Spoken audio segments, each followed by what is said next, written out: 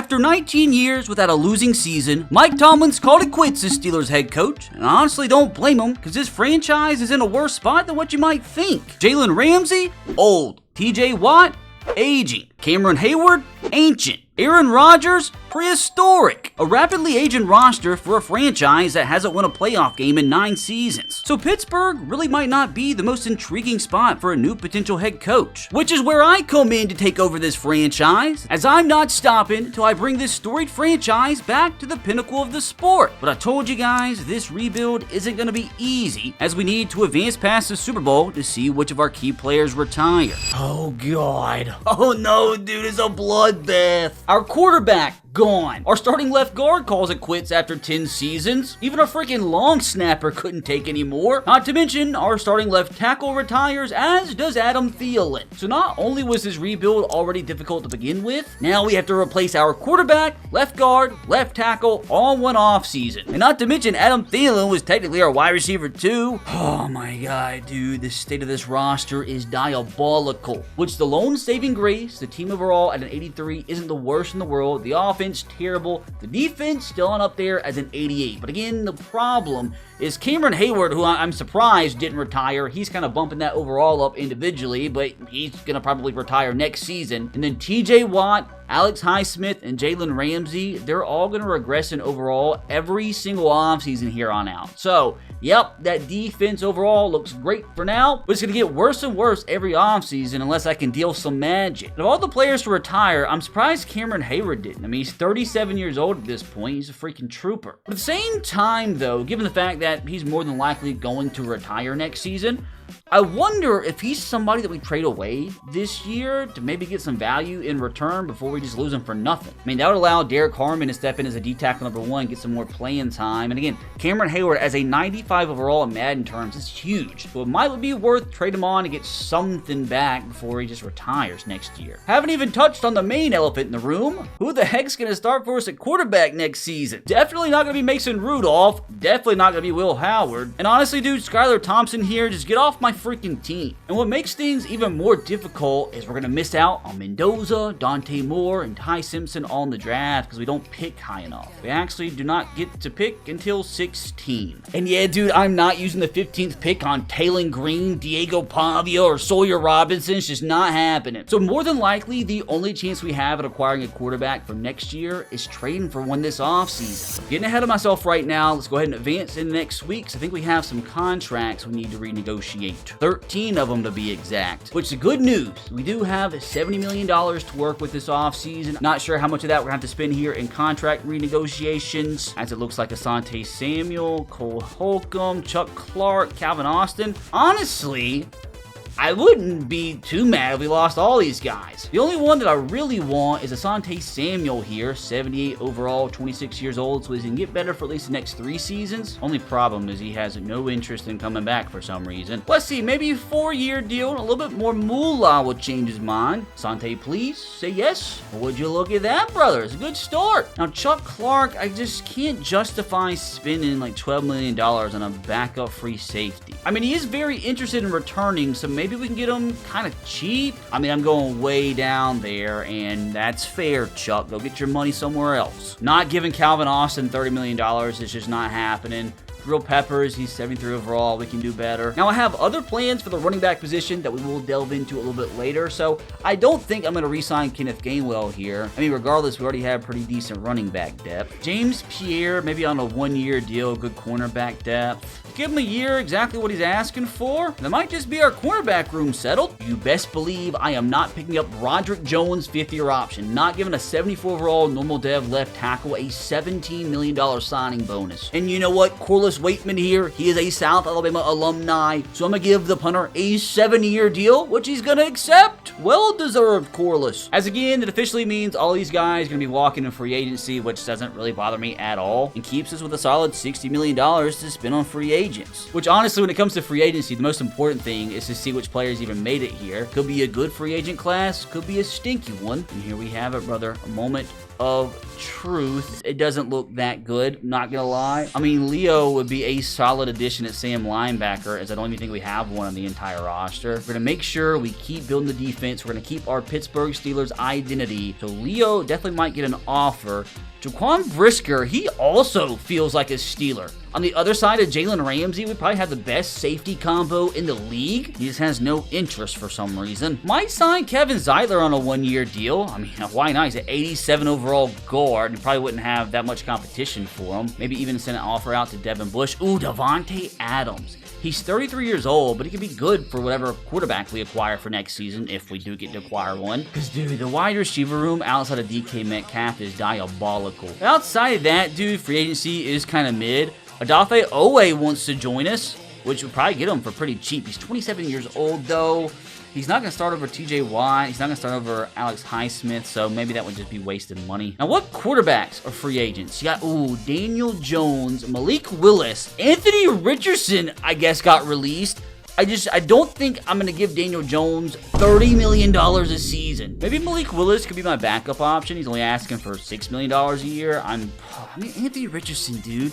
Like, do I give him a chance? He's only asking for $15 million, $5 million per year. He's only 24, so he should get better at least. But before we offer any of these quarterbacks a contract, let's go see if I could potentially trade for one. Now, the thing is, we need to target just realistic options here. Like Caleb Williams, it's just never going to happen. And again, as much as I would love a Joe Burrow, as much as I would love a Josh Allen, it just is never going to happen, not even in an alternate universe. Kyler Murray is a potential option, but man, he's $53 million per season, and we barely can even afford that. That would mean we probably wouldn't be able to sign a single solid free agent, so he's probably off the books. Justin Herbert, again, I just don't think we have the assets to trade for him. Tua, another quarterback that realistically is probably looking for a new home, but again, I'm not trading for a QB that's a 75 overall, commanding $56 million per season. Now, a more realistic option here, maybe Michael Penix. 77 overall, still has superstar development, 26 years old, so he still has another 3-4 years of progression. Be kind of cheap, still on his rookie contract, so maybe the Falcons would be willing to part ways. They're going to have a new coach themselves, so maybe their new head coach wants to pick their own quarterback. Bryce Young is definitely somebody on my short list. 79 overall, 25 years old. I just don't know if the Panthers would part ways with him so easily. Honestly, a J.J. McCarthy would make a ton of sense. He's 23 years old. Again, they might want to move on from him. 74 overall is probably about the same range where those quarterbacks are going to be that get drafted in the upcoming draft, so I mean, I don't think J.J. McCarthy would actually be a bad shout here. So let's actually see what the heck it would take here. The Vikings need a middle linebacker and running back, and again, I told you guys, I kind of have a plan of what I want to do at running back, and maybe that involves trading away Jaylen Warren if that means we can bring in a brand new QB. I just don't know, though, if Jaylen Warren is enough on his own. A 27-year-old running back for a potential quarterback of the future. Yeah, I know he struggled, but he's still only 23 years old.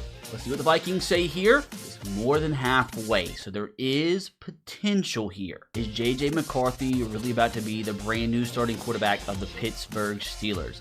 We just don't have a lot of players to trade away, though, unfortunately. Like, maybe Jonnu Smith. I mean, that would save us a ton of money. I don't know. Maybe Kevin O'Connell could bring Jonnu Smith back to his Miami Dolphin days. Oh, they can't afford it. Let's swap Jonnu for Josh Oliver. Okay, it went up a little bit. Actually took Jonnu out. See if we can work some more magic here. Vikings need cornerback desperately. We have Brandon Echols here, 75 overall, who's not going to play for us. He's going to be our cornerback 4. Oh, and again, they just can't afford it. What about if we swapped Will Howard with him? Again, I can't afford that either. My God. Wait a minute. I actually have an idea here. Completely aborting mission.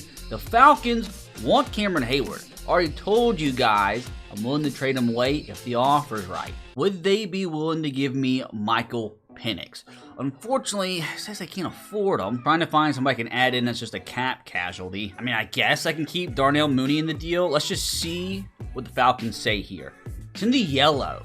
This is actually rather interesting. What if we took the 2 later round picks out? It's in the green now. What if we swapped them a 3rd round pick from next year for that first? Spin it through. I don't even think it budged at all. Might have to take out the 1st round pick. That was a little bit, you know, I was a little excited about that, but I don't think we'll be able to get it because we had to throw in Darnell Mooney because of the stupid cap situation. But how about we make that a next year's 2nd and maybe a this year's 3rd? Still in the green, so we are definitely getting somewhere. Let's take out that this year's 3rd round pick. It's even closer. We're throwing a 7th from this year because we have an extra one. And then maybe a 2027 6th round pick. Ugh! Just literally trying to find any player that I can throw in the deal. Stephen Gilmore. It's even closer. I guess let's go ahead and make that a 2027 5th round pick. Come on. This is ridiculous. There it is. My God. We bring in our quarterback of the future here for the Pittsburgh Steelers. Michael Penix, Darnell Mooney coming over, who I'm probably immediately going to trade away for something. We get a 2nd round pick and a 7th round pick for next year. Did have to part ways with Cam Hayward. Is that Stephon Gilmore's brother? A 5th from next year, a 5th from this year. But I think this is going to end up being 100% worth it. And with him being a superstar, I feel like that's a lot better than a 42-year-old Aaron Rodgers. I know Darnell Mooney's also a superstar, but I just don't want him. I want somebody better as our wide receiver too. So let's see what we can get for Darnell Mooney in a trade. Doesn't really look like anything way too enticing. Give me your 2nd round pick. Call it a day. Close. Maybe we can do a 4th 2nd round pick swap. It's in the green. You know what? Just give me your 2nd round pick for next year. Call it even. It's close. Maybe throw in a backup edge. And just like that, that's our 2nd round pick that we acquired for next draft. Also, while we're here and like trying to get rid of players, I might as well go ahead and try to trade away Jonnu Smith. He's commanding $10 million a season. He's our 3rd string tight end, and there are no offers for him. Bengals need a tight end desperately. And they also need a running back. And again, I am willing to trade away Jaylen Warren if the price is right. Which, first of all, the Commanders, for whatever reason, actually interested in Jaylen Warren. But it seems like they might actually be the only team in the entirety of the NFL that wants Jaylen Warren at running back. Now, the problem with us trying to deal with the Commanders here is they have the same exact issue as us. Like, they also have an aging roster. I mean, like, do I try to go all in? Do I try to bring in Terry McLaurin? Imagine the scenes. Not close. Oh, wow. Okay, that's not what I expected. Ended up dealing with the Commanders. Got rid of Jonnu, got rid of Jaylen Warren for a wide receiver that I just had to throw in there for them to be able to afford it. And 2 third-round draft picks, which are going to be very helpful for what my plan is at the running back position. But before I reveal my grandmaster plan, let's try to sign some free agents. First, might as well throw an offer out there on Leo. I mean, he's only going to command like $6-7 million a season, which is nuts. So, yeah, we'll give him a 5-year deal. Hopefully, it's as simple as that. Not simple at all. 500 other teams trying to sign him. Hopefully, it's simpler here for Jaquan Brisker, who I desperately want, and we're probably going to have to overpay. Give him the base offer and see what other teams are offering them. Oh God, the Eagles. We cannot let the Eagles get them. And with them having 0 personal interest in coming to Pittsburgh, we're going to have to overpay big time to get one of those 5-star offers. 5-year deal. I'll up the money all the way to, let's say, $8 million per season in salary and in a signing bonus, and that's still not enough. So let's just go to a very low risk offer and see what he says to this. Oh my God, it's diabolical. I want to puke. This really might be the biggest overpay of all time.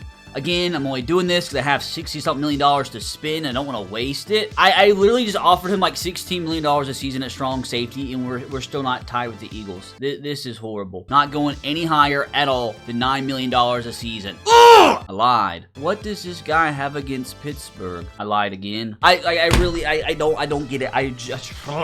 This is gonna make me crash out. For the love of all that is holy, it is about time, Jaquan. After all that, if he picks Philadelphia over us, you are going to bear witness to the ultimate crash out. Oh, I forgot. I was going to give an offer out there to Kevin. Hopefully, nobody's offered him since he's ancient. A 1-year deal as a stopgap option at guard should be fine. Unfortunately, tied with the Chargers. I'm willing to actually overpay a bit, again, because he's going to come off the books next year. And if we're not, competing next year, if we're out of the playoffs at the trade deadline, I can trade him away, maybe get like a 4th, 3rd round pick. Still not a 5-bar offer, but I think I'm just going to stay right there. I'm not going to go up anymore. Now, I can only imagine what Devontae Adams is going to ask for here, and it's probably way above what I am willing to give, especially for a 33-year-old wide receiver. And yeah, dude, to get a 5-star offer from him, I'd probably have to give like $30 million a season. It's just not gonna happen. Ooh, actually, I didn't even notice Rasheed Walker here could be our long-term option at the left tackle position. Our left tackle retired. We have Broderick Jones sitting there as our starter, which is just not gonna fly. This actually could be a match made in freaking heaven here. Hopefully nobody else is fighting for him. We're tied with 3 other teams. I'm going to up it some more. I'm going to up it a little bit more. Obviously, being a left tackle, we're going to have to overpay quite a bit. That should be enough for a 5-bar offer, which means we should be able to lock down our left tackle of the future. Don't believe I'm going to offer Devin Bush because he's probably just going to ask for way too much. We already have Peyton Wilson there who's going to hopefully get better. I think he's a superstar, which we could afford Devin Bush. I'm not going to do it, though. Cornerback position looks pretty garbage. I think I'm done with my offers. Or do I offer Keenan Allen a 1-year deal? I have the money. Let's see what he says. Okay, we're legitimately his only offer. So 5 offers put out there into the universe. 3 of the guys potentially being long-term options. Keenan Allen, Kevin Zeitler, 2 really good 1-year stopgap options. I'm not gonna lie, after all that, I actually have a really bad feeling that we're not gonna get Jaquan Brisker. He's actually the free agent that I want the most. So after all of that negotiating, a click of a singular left stick button will determine it all. Oh God. They've all accepted or declined one way or another. All right. Not too shabby. All that negotiating on Jaquan Brisker ended up being worth it as he did sign, as he would have been dumb not to. Got our brand new starting left tackle of the future, and then 2 stopgap starter options in Kevin Zeitler and Keenan Allen, which hopefully Keenan Allen ends up a wide receiver 3 next year, but we'll cross that bridge once we get there. So I'm assuming the one player that we did unfortunately miss out on is Leo, who went to the Raiders for some dumb reason. Which sucks. I could have pivoted to Devin Bush, who also went to Las Vegas. Devontae Adams went back to Los Angeles, which is boring. And like, since I have the money, should I just offer Bobby Wagner for some reason? Oh, I can't afford him. Oh, well, you know what? I am not too mad whatsoever bringing in 4 big starters for us next season. We're slap dab in the middle of playoff season. Also got basketball season going on, which is exactly why I'm here to tell you about my special hookup with today's sponsor, SeatGeek. Not to mention, you can actually buy your World Cup tickets on SeatGeek, which is what I plan on doing. I'm actually going to Los Angeles for the first USA World Cup game. Actually going with a couple other YouTubers, which I want you to guess which YouTubers I'm making that trip with in the comments. But you best believe we're going to be buying those tickets with SeatGeek. And it's not just sports tickets that you can get on SeatGeek, as there's over 70,000 events listed on the app. Concerts, comedy shows, music festivals, sports, and more. With over 35 million downloads, SeatGeek is the planet's #1 rated ticketing app. And if you guys have been a fan of the channel for a while now, you know how much my love runs deep for SeatGeek.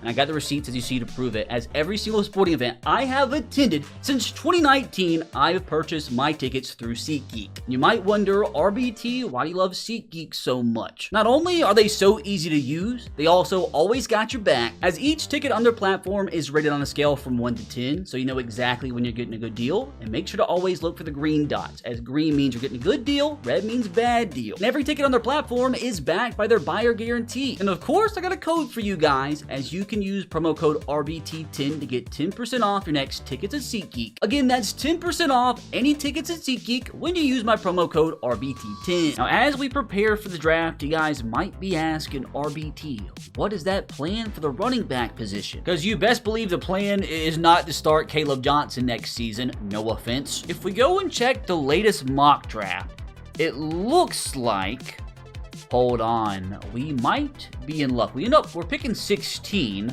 Are we actually gonna get that lucky? So you saw here in mock draft number 4, it had the Houston Texans going with Jeremiah Love with the 7th pick. Jeremiah Love, arguably the best running back prospect since Bijan Robinson, potentially better than Ashton Genty from last year.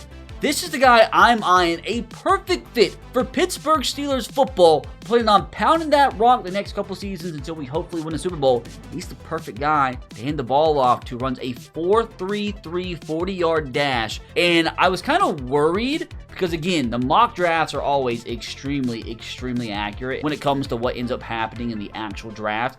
In the last mock draft, had him going 7.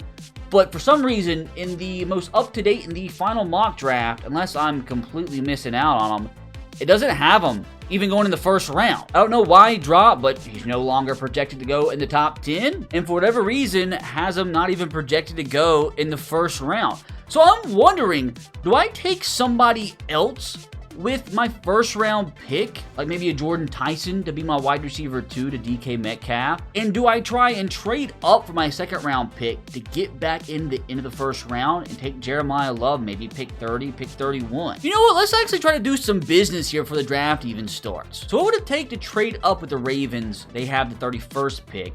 We have pick 48.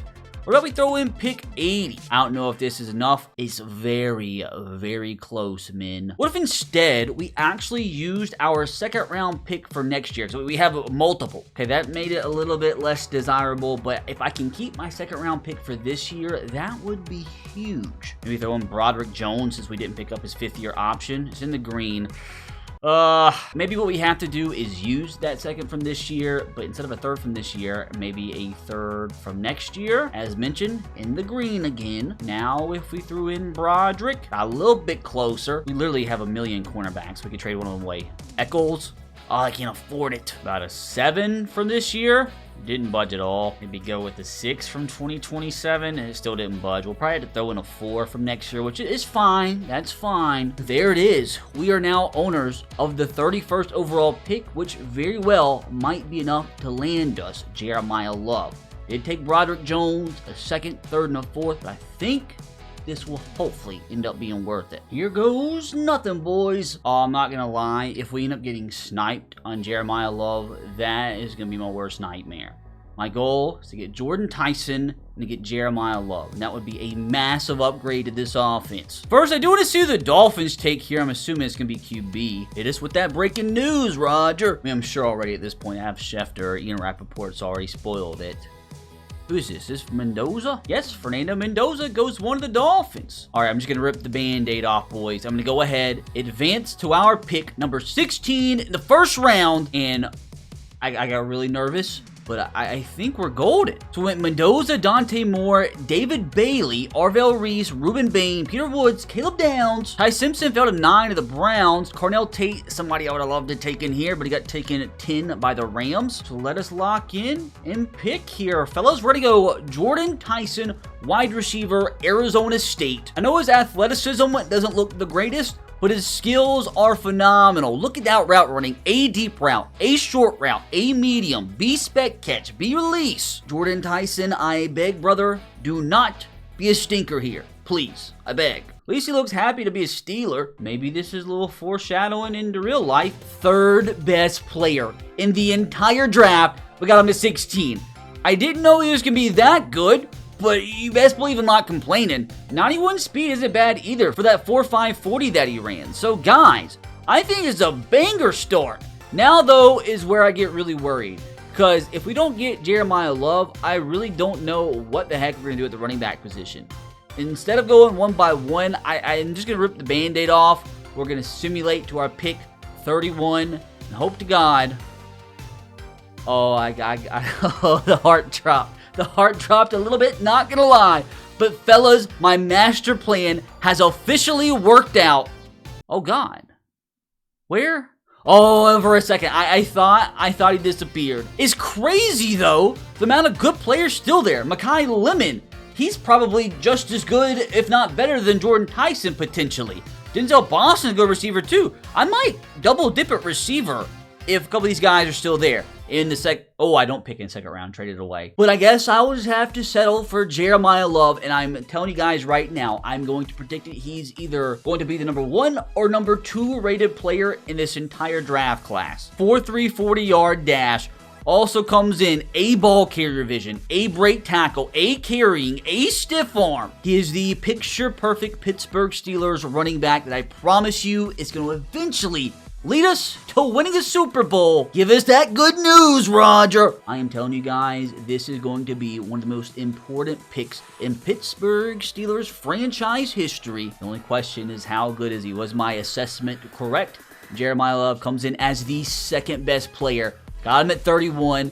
Can't be too mad at that. Most importantly, it does come in with hidden development. Interesting to see if that maybe is X factor as a rookie. But fellas, I think we just have put together a banger first round. Unfortunately, though, after all that, we don't get to pick in the second round. Let's see if maybe we can hit on some hidden gems here in the third, as we do have 2 picks upcoming. Wait, why did Jeffrey Simmons just send me an EA friend request? Thinking about going guard here to be a potential long-term Kevin Zeitler replacement. Armaj Reed Adams, I think, is going to be the pick. Comes in with 38 reps of the bench press, and if you guys are familiar at all with these rebuilds, if a player reps 225 on the bench press a lot, typically means he's going to be pretty good. He also comes in A awareness, bunch of really good stats. This guy might actually be an absolute banger out of Texas A&M, 6'5", 340.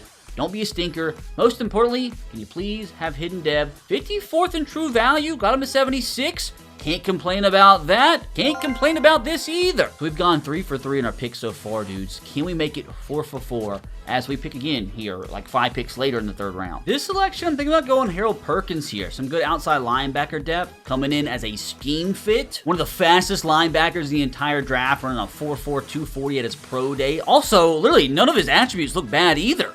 Harold Perkins, the for sure pick here, is going to come in about perfect value at the spot. 79 true value, got him at 80. Also comes in with hidden dev. Dude, 92 speed with 97 acceleration at will linebacker. That is crazy work. Don't know exactly what we're going to do with them, but we got to find a way to give him playing time. So this has been actually a really, really good draft so far. Let's hopefully keep it going into the 4th round here. Thinking about going cornerback here. Dalen Everett out of Georgia. Good size, 6'1", 190.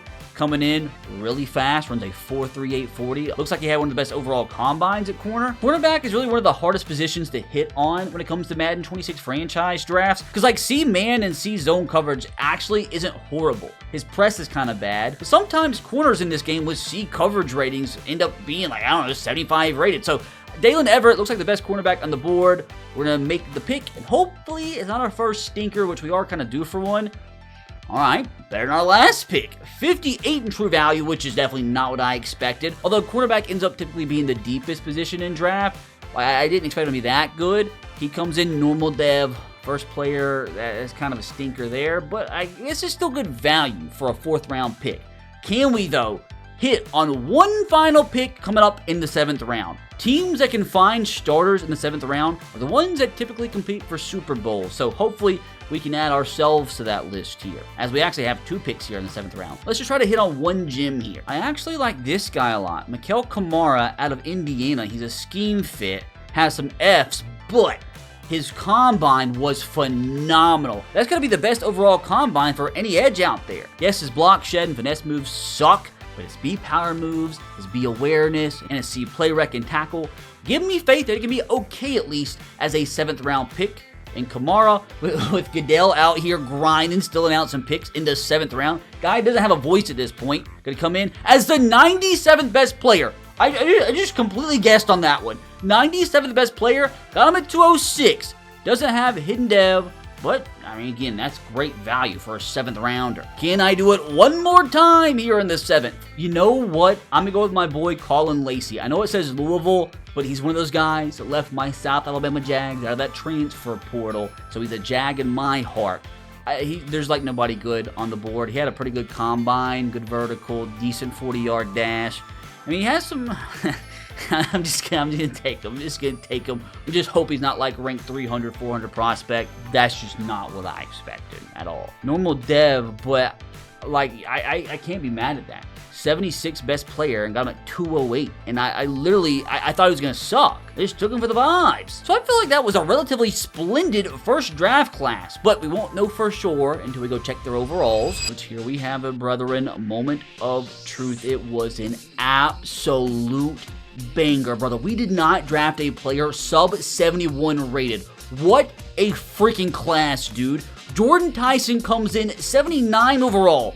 Jeremiah Love, 82 rated. It is beyond me why somebody didn't take him like before me in the first round. If I didn't draft him, he would have fell to the 2nd round. Reed Adams, 73 rated, big guard, could probably step in next year for Kevin Zeitler, who's inevitably going to retire. Harold Perkins, he'll find a spot to get some playing time. Everett, good cornerback depth. Same thing with Kamara at the edge position. And Colin Lacey, I don't know. I really don't know. I can't even speak English. So, fellas, I am stoked to see how this team can perform this upcoming season.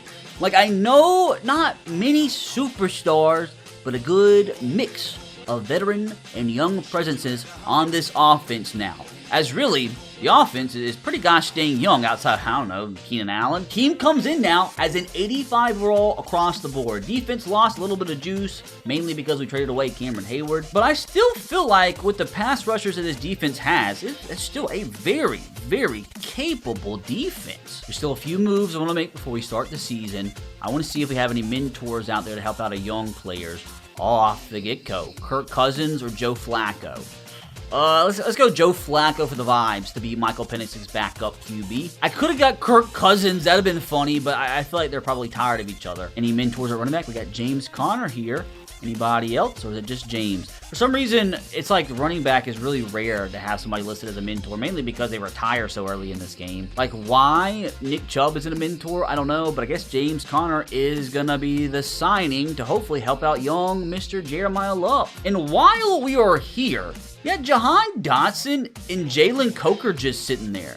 Two relatively young, talented players. Our wide receiver depth isn't the greatest, so let's bring in Jalen Coker. Why do I sign him? We have 3 players here I'm willing to trade away for cap purposes and for just other reasons before the season starts, even just get something, which it doesn't look good. With a slight bit of collusion, my Tennessee Titans took these players off our hands, gave us a free 4th round pick for them, which leads me to believe, fellas, that this team is ready to lock and load for this season. I don't know how good this offense is going to be this year, but it's got to be better than last year's team. And I know we got rid of Cameron Hayward, but I don't really expect this defense to regress at all, if any. What we are going to do from here, my friends, is simulate this bad boy to the trade deadline, and with all these picks that we acquired, if we're competing by the trade deadline, maybe we try to bolster our roster a little bit more. Alright, 4-4 at the deadline, a little disappointed, not gonna lie. Are we completely out of it? I mean, we're only 1 game out of first place. What's been the issue here? We started off the season pretty hot, beat the Jets, beat the Ravens, then unfortunately lost 3 out of our last 4 leading into the deadline. There's 2 of those only by a touchdown. Well, the offense not looking too phenomenal. The defense looking great. Well, Penix kind of put up a stinker, not gonna lie. 1,400 yards, 11 touchdowns, 7 interceptions, which this is very interesting. Jeremiah Love, 573 yards, only a singular touchdown though. Why is Caleb Johnson vulturing all of his touchdowns? Now at least it does look like Jordan Tyson's putting up relatively good numbers. As a rookie, 27 catches, 310 yards, 4 tutties leading the team. A little disappointed here in Keenan Allen, who's not really doing too much. Jeremiah Love putting in some work at least out of the backfield. And defensively, it's the normal culprits. TJ Watt looking like he might get 20 sacks this season. Alex Highsmith probably finished about 15. But after that though, nobody really getting to the quarterback at all. Now, before I decide upon anything else, see if I want to go try to acquire a player here at the deadline, let's go ahead and see if there's any contracts I can lock down, as it looks like we have a lot of cap space to expect. So Joey Porter, absolutely want to lock him down. Probably gonna give him like a 5-year deal, exactly what he's asking for. So what's the problem, Joseph? Now, Patrick Queen here. How much is he asking for? About 10 mil a season, which isn't horrible for probably 10th, 11th best, highest rated middle linebacker in the game.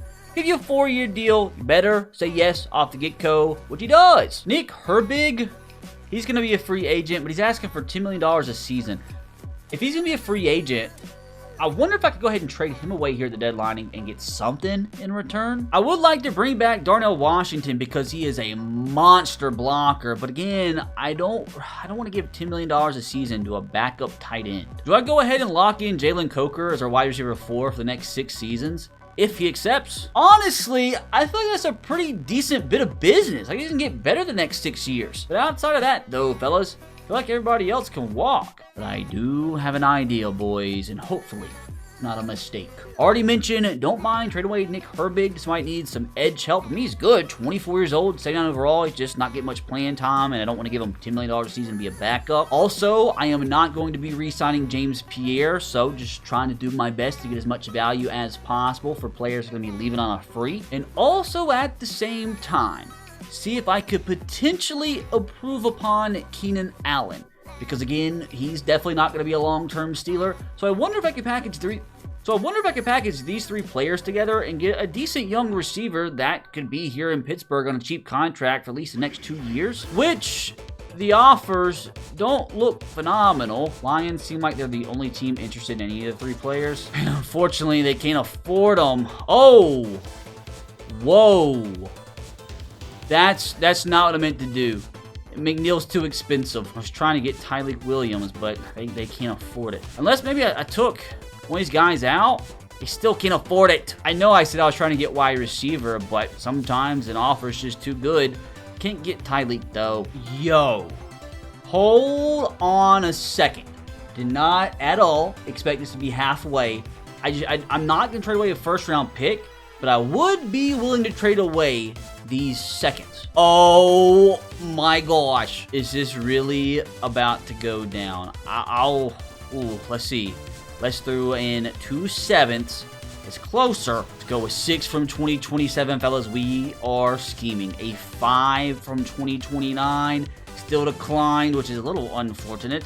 But how about a 2029 4th round pick thrown in there? We just brought in Brian Thomas. A scheme fit for 3 players that are going to be leaving us for nothing. Yeah, second sucks to give up, but my God, dude, it is Brian freaking Thomas. And just for a little depth here, we can go out and sign Brandon Dorless to be our D tackle too. And just for the heck of it, need some tight end depth. Gonna bring in Tommy Tremble here. So fellas, I think this squad's ready to rock and roll here. Brian Thomas hated life in Jacksonville. Here in Pittsburgh, immediately gets himself an upgrade. My God! So even if we didn't do enough to finish the season strong and make the playoffs this year, I feel like we have put ourselves in prime position to be competitive each and every season now, because for the majority, like, our team is young. Outside, some key defenders, like TJ Watt, Highsmith, and Jalen Ramsey. But you just give me 1, maybe 2 more off seasons to cook, and I might be in the midst of building a freaking 17-0 team. So after all of that, my friends, here goes absolutely nothing. Well, fellas, in prototypical Pittsburgh Steelers fashion, we finished 10-7. So I don't know if this is the year we're gonna win the Super Bowl or anything, but I think we've set a pretty solid foundation. Offense improved second half of the season after the Brian Thomas edition, finishing 15th, and defensively number 1 in the NFL. A much better second half of the season from Penix by far. I think he only threw 3 picks in the last 9 games, 3,500 yards, 29 tutties, only 10 picks. Jeremiah Love, talk about a masterclass of second half of the season, brother.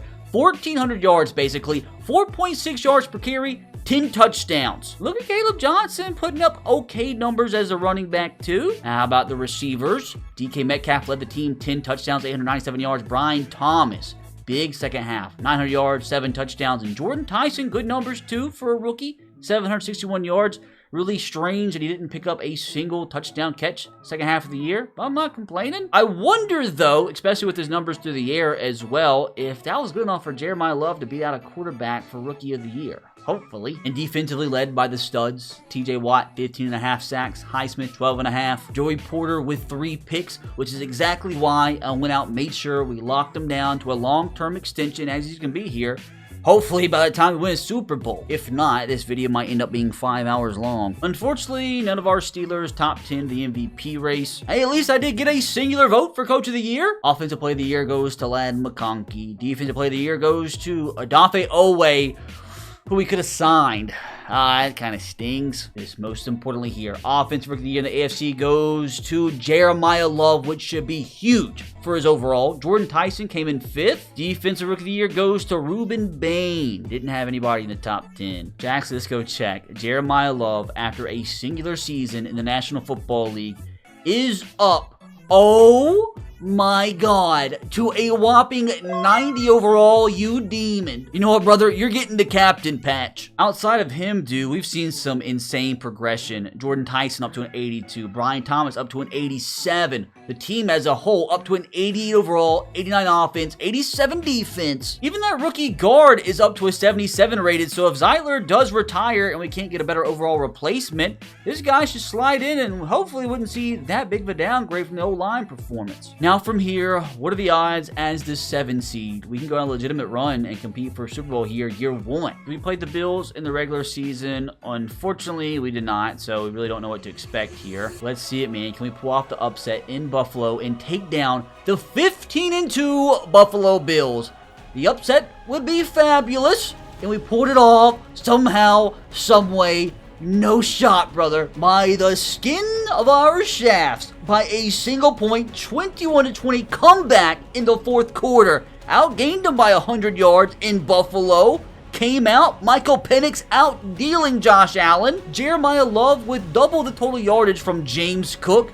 Through the air, Jordan Tyson, you beautiful boy. 5 grabs for 66 and a touchdown. Pat Freiermuth showing up in the playoffs. Brian Thomas, good game. And TJ Watt, my dog. Now, though, what are the odds we can do it once again? Can we beat 2 consecutive 15-2 teams away from home to reach the conference championship? So again, if we don't win the Super Bowl this year, we have proven that there is a legitimate shot, given one more offseason, that we could build the NFL's best team by the end of next year. So let's go ahead, see if we can pull off this upset. We can beat the Bills. We can beat the Chargers. Wrong. Oh, God, very wrong. Not gonna lie, very disappointing here. Don't know what happened. We threw for more yards than the Chargers. The running game. Jeremiah, what happened?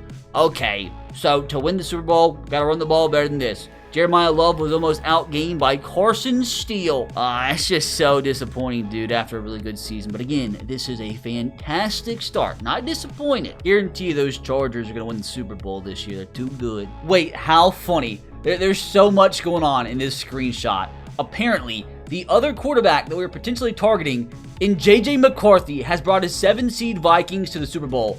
And also, funny enough, the Falcons made it to the conference championship when I took their quarterback. They signed Malik Willis, who was also another target of mine. So, don't really know what to take from that, but interesting nonetheless. So, who even is the Colts quarterback at this point in time?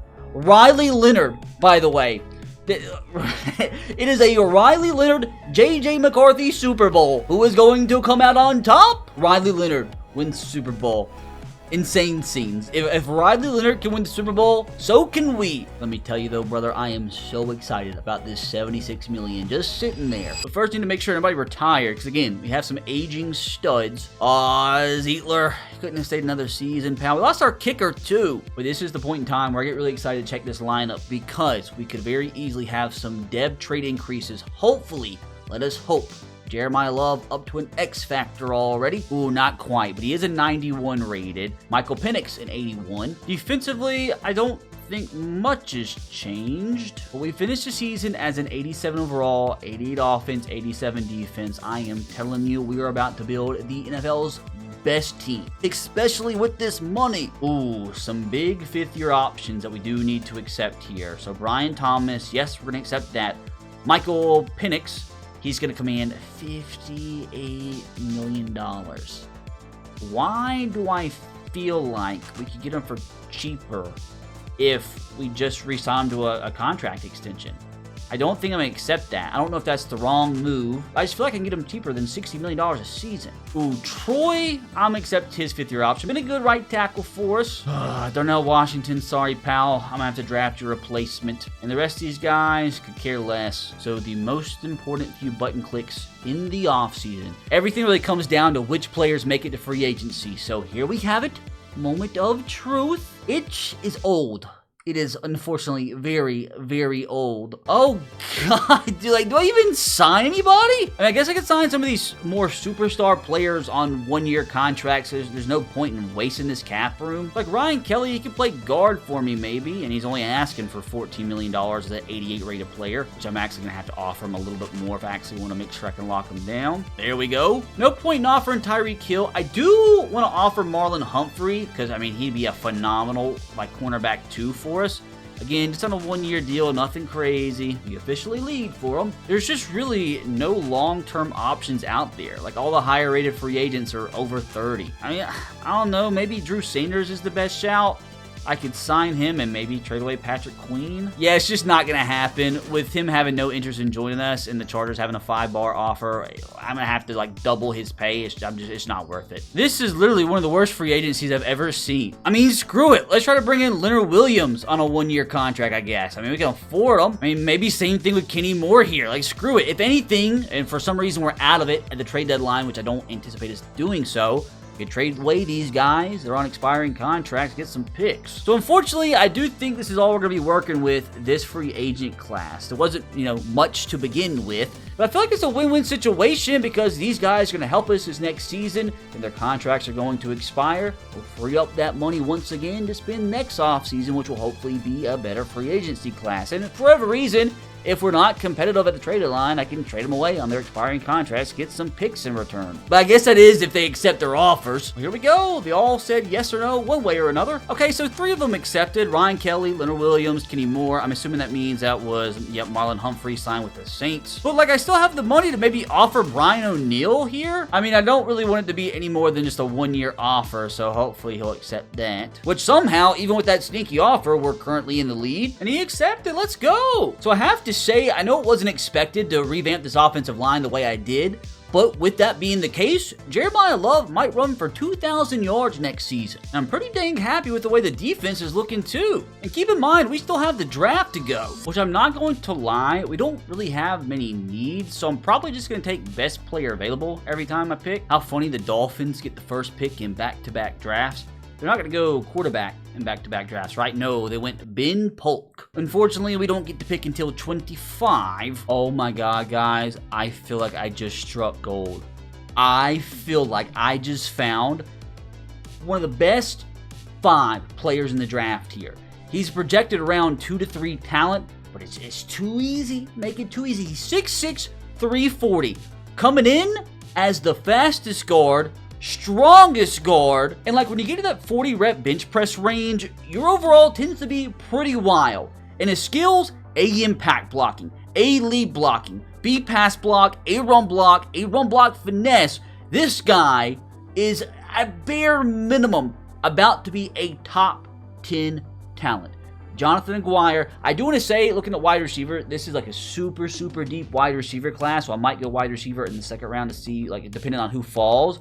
But Jonathan Aguirre, I'm expecting a top 10 player here, and he is going to come in as the number 1 player. Come on! It's too easy. Let's go. I'm the GOAT. I'm the one. I'm the man. Hidden Dev 2, 96 strength. We just got an all-pro. I don't know what to do, so we got a freaking stacked offensive line. I feel like we peaked, though, unfortunately. There's no way we followed up with a great pick here in the second round, which we have 2 picks here.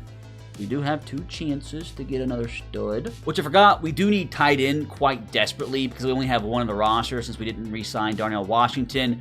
So this guy, he's not 300 pounds like Darnell Washington is, but he's 6'6", 274, so pretty freaking close.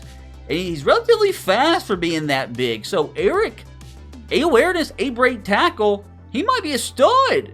He's going to come in as, 59 true value, got him at 57. He doesn't have hidden dev, so Eric is kind of a stinker. Can't always follow up the best pick in the draft with another banger. So we got our stinker out of the way. Let's get another banger here. Told you guys I might indulge in a receiver.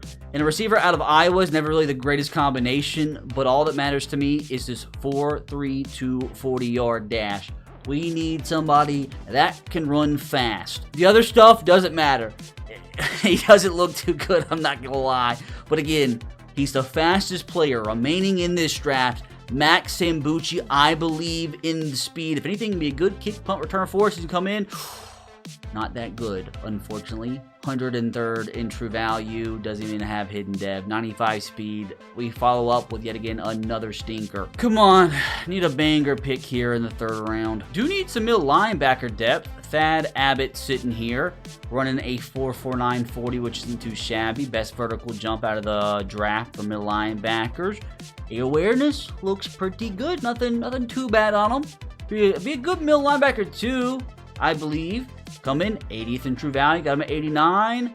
Does have hidden dev. 90 speed at middle linebacker is crazy. So I think it's a good pick. We get to pick again here in the 4th round, so hopefully we can follow it up with another banger. After this, we don't get to pick until the 7th round. You know what I desperately need is young defensive tackle. Really, one of these guys got to be a stud. Who's the strongest? Ooh, Chuck Wilson, Julius Huggins, Keon Towns. One of these guys. One of these guys got to be a stud. It's absolutely going to be this Keon Towns fella. 6'2", 353 nose tackle. Coming in 40 reps of the bench press.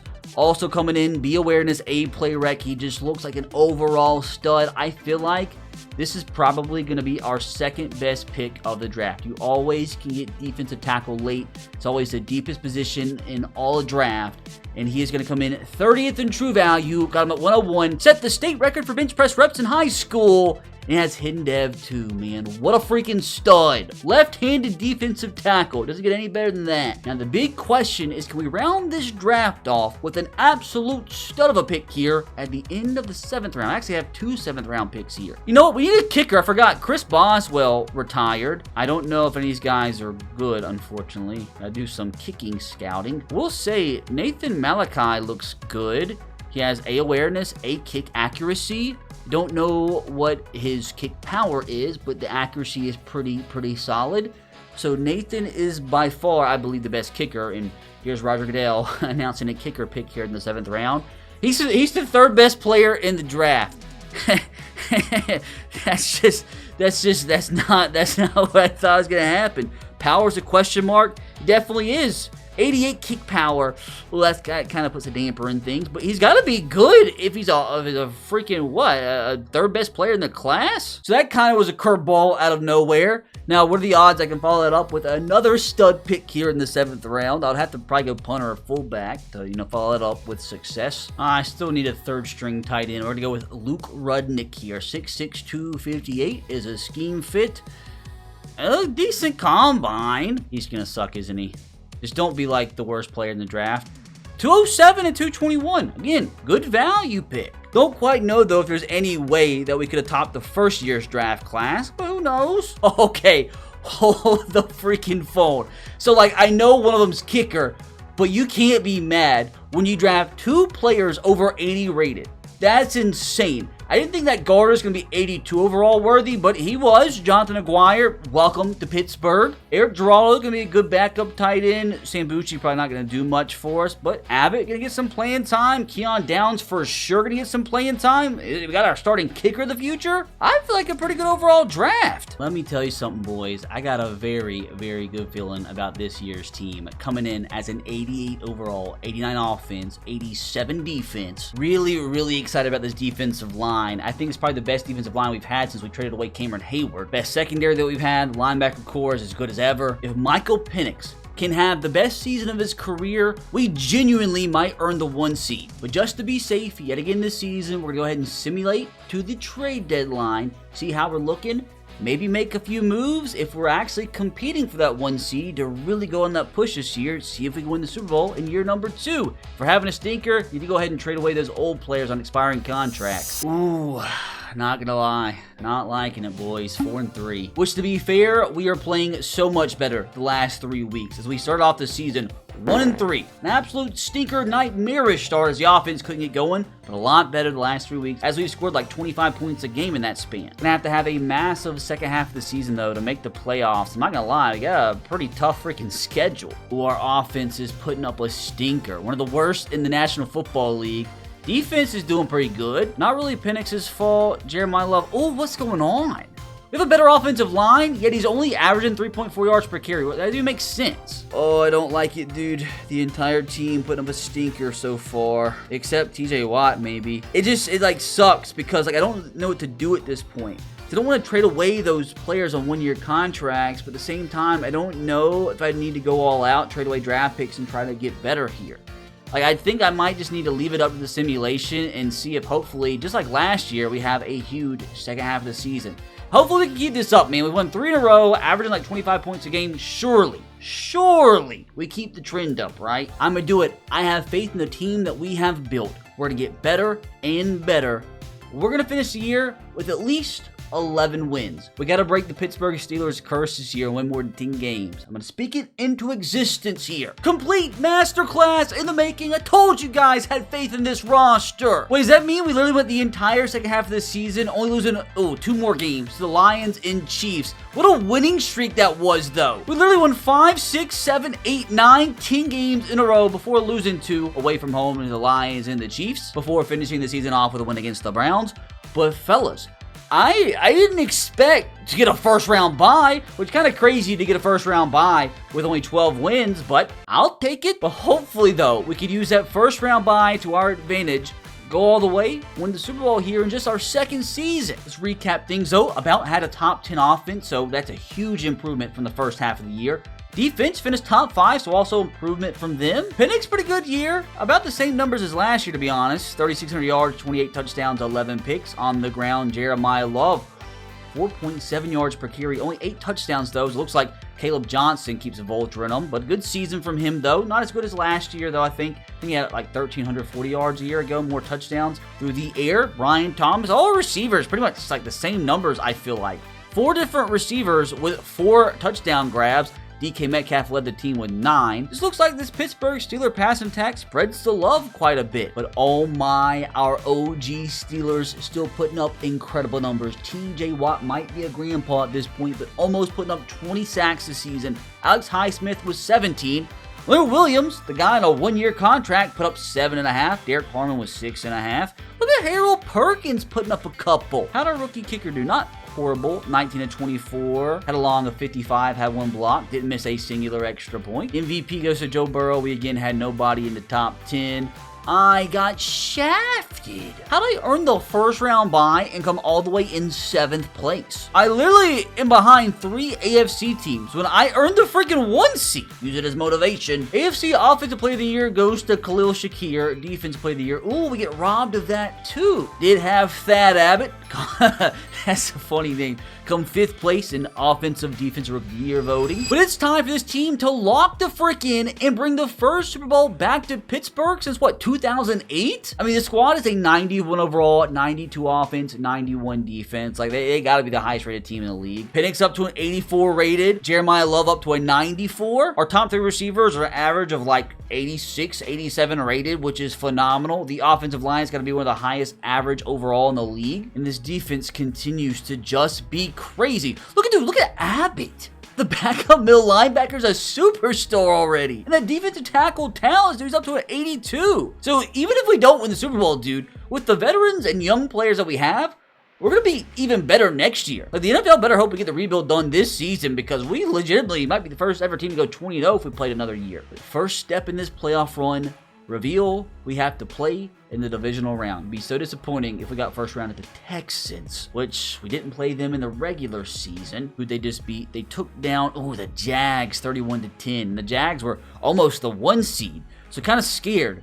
They just beat the Jags 21-10. A little nervous about that, but after all this, man, there's no way we finished the season the way we did, earning the first round bye only to lose our first playoff game at home. I rebuke it. I rebuke it for my existence. I'm going to manifest an AFC Conference Championship berth. What I tell ya! It was close though. It was mighty close. 28-24. A win's a win though. Outgained them by 90 yards. Penix, very, very good game. Offensive line was phenomenal, especially against that Texans front 7. No sacks allowed on the ground. Jeremiah Love, you sexy boy. 134 yards, good for a 6.4 yard per carry average and 3 touchdowns. Jordan Tyson putting up great numbers when his team needs them the most. Now we are literally a single game away from a Super Bowl appearance. Just have to beat the 2-seed Patriots, who got past my Titans, got past the Ravens. And it doesn't get any easier because if we do win this game, we're more than likely going to have to take on the Lions, who just beat us about a month ago. Which is good news, if I'm not mistaken. We already beat the Patriots once this season, just about a month ago. Beat them 24-7. So come on, man. We cannot let a franchise that we've already beat by 3 touchdowns be the reason we get knocked out of Super Bowl contention. Can we do it? Do we officially win the AFC with the Steelers? Of course we did. And better news, we don't have to play the Lions, as they just got beat by the Carolina Panthers 17-14. We get the win 24-19. 1 win shy of bringing the Pittsburgh Steelers back to the pinnacle of the National Football League in just 2 seasons. Oh, don't let the score fool you, dude. This was complete domination. Outgained them by almost double. Penix with a great game again. Hasn't thrown a single interception in the playoffs up to this point. Jeremiah Love, another really good game. Barely outgained Trevion Henderson, though. Our run defense needs to be better against the Panthers. Through the air, Brian Thomas coming up huge. And on the flip side, how'd the Panthers beat the Lions, dude? Their defense held the Lions, who we gave up 40 points to 214 yards. So a little worried about the defense. Bryce Young, funny enough, one of our other targets that we almost traded for, hasn't made it to the Super Bowl. So apparently I'm pretty smart, when it comes to evaluating talent, because pretty much every other option I had at the quarterback position initially has made it to the Super Bowl since then. Their running game, gotta stop it, dude. They had 140 yards on the ground. They limited Jahmyr Gibbs to 40, dude. So, I'm not going to lie, I'm a little worried because I don't like this matchup. But come on, brother. This entire rebuild all comes down to this. I'm not letting Bryce Young keep us from winning the Super Bowl, dude. All will be revealed by the click of a single button. Actually, no, let's take it slow. My heart right now, I can't take a fast simulation. So, okay, I must have clicked it by accident. So, screw what I just said. Okay, I simulated one drive, I suppose. Down by a touchdown, which that's not ideal. We are moving the ball, though. Into the Panthers' red zone. Unfortunately, 3rd down and 8. Oh, big sack. Big sack. Gonna have to settle for a field goal with our rookie kicker. Good job, Nathan. Come on, defense, please. Force the Panthers to a punt. It's not looking good. 2 straight sacks, though. Derek Harmon coming up huge. Another sack. TJ Watt coming up huge. Inserting our dominance. Now we need to move this freaking football, brother. Come on, please. Big play to Brian Thomas. Come on. Lock in. Get the ball out, Michael. Come on.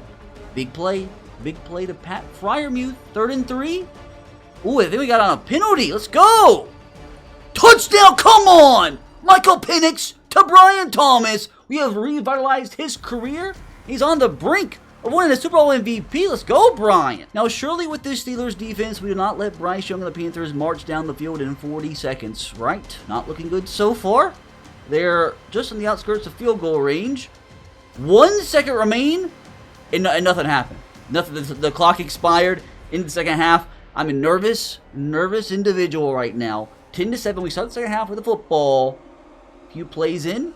Pass midfield. 3rd and 1. We pick up 1st down to Jordan Tyson. A touchdown will be music to my ears, and I love it when my opponent gives me free yardage. Thank you, Nick. Into the Panthers' red zone. Come on, give me a 10-point lead here. I freaking beg. 3rd and 5.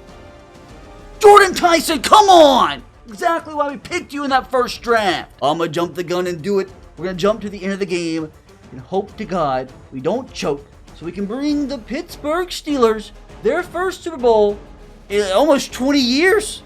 Oh, God, it's 1 possession game. We scored, though. Touchdown, Steelers. Touchdown, Steelers. Let's go! Super Bowl clinched.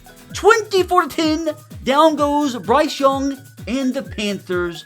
As I showed you guys once again why I'm the best coach in all of Madden 26. In just 2 seasons, we brought an aging Pittsburgh Steelers football team to the peak of the National Football League. Direct proof that I'm a better coach than Mike Tomlin. Now, if you enjoyed that rebuilding masterclass, you can click right here to watch me pull off another one where I take over for the Baltimore Ravens after they fired Harbaugh.